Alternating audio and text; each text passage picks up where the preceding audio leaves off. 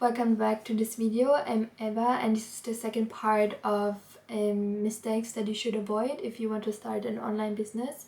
So yeah, already in the first video I shared some of the mistakes that I've done, and in this video I will share more. So a huge mistake that I've done also is that I didn't cheer myself up, or I didn't celebrate my wins, because the thing is, if you go to school or also university, or sometimes even if you're an employee, you do get recognition for what you do once you do your job correctly. Like, people say well done, or if you go to school, you studied for a test, you get a good grade, and then maybe even your parents are proud of you, so you get direct recognition for it.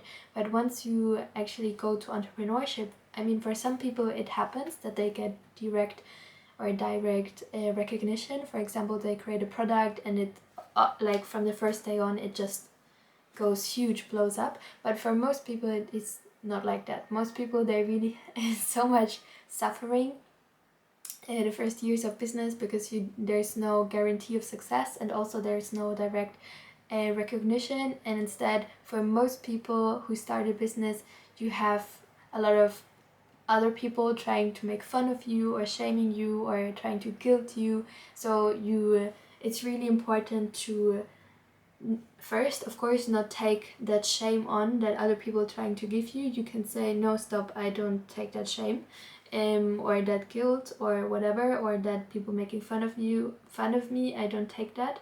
I'm allowed to make mistakes, and I'm allowed to follow that dream, and if it works out perfectly, if not, that's okay too. I'm learning in the process. And also, if you make a win, to celebrate it, to say, okay, for example, I've created a workshop and maybe not many people showed up. You could say either, okay, I'm a failure, this is not gonna work, or you can say, hey, I've created a workshop, and if many people or not, they showed up, I mean, it's not the end of the world, and I've created a workshop, and that's more than many people will do. So be proud of myself. Or just showing up on YouTube, for example. I mean, most people, they're super afraid to show up on YouTube, so it's already something that is really amazing that you do. And I think that's so important, because that's something that I've never done. Also, I remember when I finished university, for example, I never celebrated it. I just went already just to Asia and went fully in on the new adventure. And it is really important to celebrate your achievements. Super important, because if you don't do that, it's so easy to just burn out eventually, and just develop a lot of resentment too, because you work so hard and nobody is, especially in the first years of business, is giving you that like that celebration. So you have to give that to yourself. That's really important. And another mistake that I've done is self-imposed pressure. So I've done that. I felt so much pressure of, okay, I'm creating this brand, and if I make a mistake, people will maybe say, oh, my brand is not well, like it's not good, or things like that. When in reality, I'm a human being. I'm allowed to make mistakes like any other person does. Humans are not perfect, and I'm allowed to learn also. It's a learning process. So yeah, I think that's really important for me to realize that so much pressure that I had, I actually put on myself. I put on myself, and it was not necessary. Like, I'm allowed to make mistakes. I'm a human being, and if I don't know, if I say something wrong in a video and people criticize me, then that's also okay. So I think that's really important for you to realize if you have a certain business, or also on your work, and you feel so much pressure. Do you put the pressure on yourself, or is it really from other people? Because that's also really important. Because yeah, like, and that's another thing, like with that self-imposed pressure, it's really important again to separate your business from yourself. Like, I'm not my business. My business is not a direct reflection of my self-worth. My self-worth is innate, so I'm a worthy person. If I have friends or no friends, if I have a business or no business, if I struggle in life or not, I'm still worthy, a worthy human being, and that is so important to learn that lesson, because I didn't learn that, or maybe I knew it but I didn't felt it, and that can cause so much pressure and so much inner conflict, because I think that's also why, for example, when there was this economic crisis and so many people then made maybe before money and then they lost it all in one day and they committed suicide. I think it's so important to yeah to of course celebrate maybe achievements or value money, but still have that inner knowing that you are a worthy person. If you have a lot or nothing, you are so worthy, and you're worthy of love and worthy of peace and worthy of enjoyment, no matter your accomplishments, and no person is better than another. I think that is so important to realize that, like, that you realize you have that innate worth no matter your accomplishments.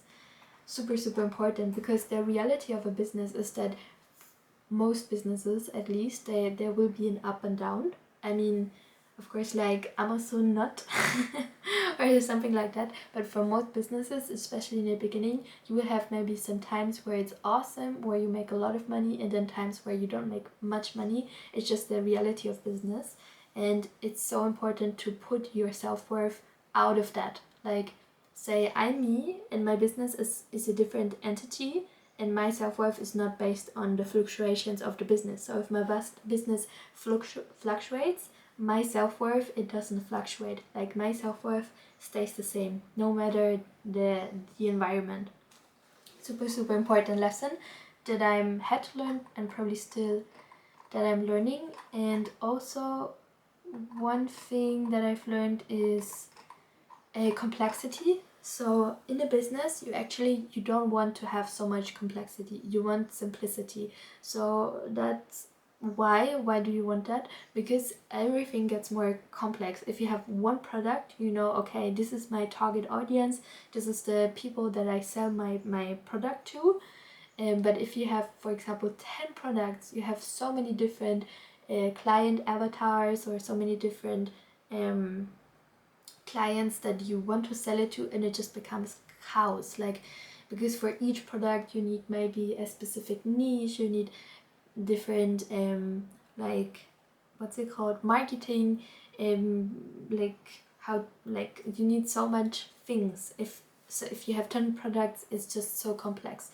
So for many people, myself included, it actually is helpful if you have a more minimalistic way of business. So for example, have one product that really works well for you. That is super, super important to have that. And yeah, just have one product, because it makes everything so much easier, because then you can say, okay, this is the legal contracts for one product, this is the marketing supplies that I need for one product, this is my target audience for that one product. It makes everything so much easier if you simplify. And I felt like that is in general too, because business, it can be complex if you make it complex. The same with life, you can just make it so complex, and then one day you just wake up and you have maybe a breakdown because you feel so overwhelmed, when in reality you probably self-created that, and there's maybe possibly a different way to have it just more simplistic.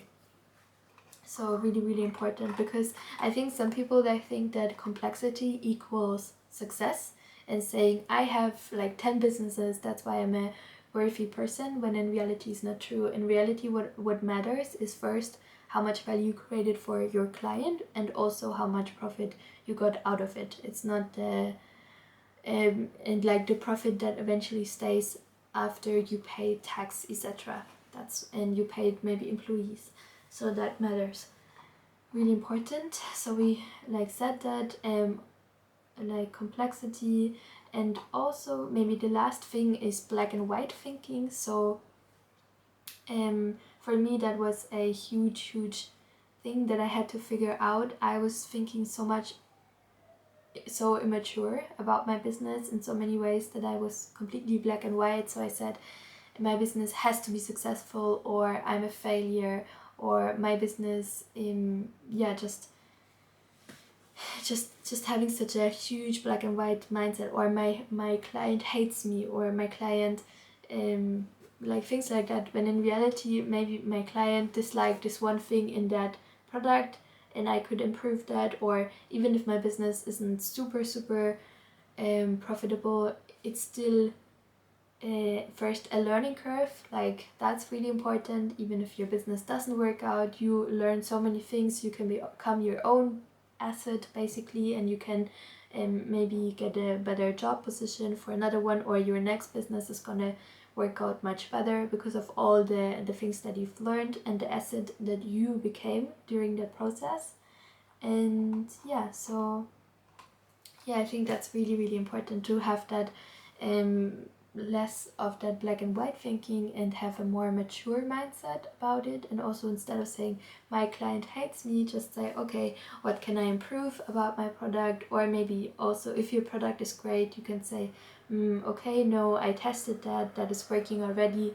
So yeah, just always realize if you have those black and white statements like I'm a failure, my client hates me, my business is never going to be successful, I've lost time, whatever it is, really write down that specific thought that you have. Or also, one belief that I had was that I'm too young, and that's not true, because in the end what matters is just your professional experience in that specific area. Yeah, just write all of those limiting beliefs down, and then write down why they are not true. And then yeah, just really important to do that, because if you have those black and white thinking, it can really damage your mental health. And yeah, and it's so important to have a good mental health even if you have your own business. So that was the second part of mistakes that I've done in my business. I'm still taking a break from my business right now to reflect more and work on those areas that I have, such as perfectionism and people pleasing, and work through those, because all of those issues that you're dealing with, they will also have an influence on your business, on your client work. So you have to, at least I have to, work on myself to really show up better in my business. So yeah, that was the video for today. If you liked it, if you found it helpful and valuable, subscribe to my channel, and have a wonderful, beautiful day, and see you soon. Bye bye.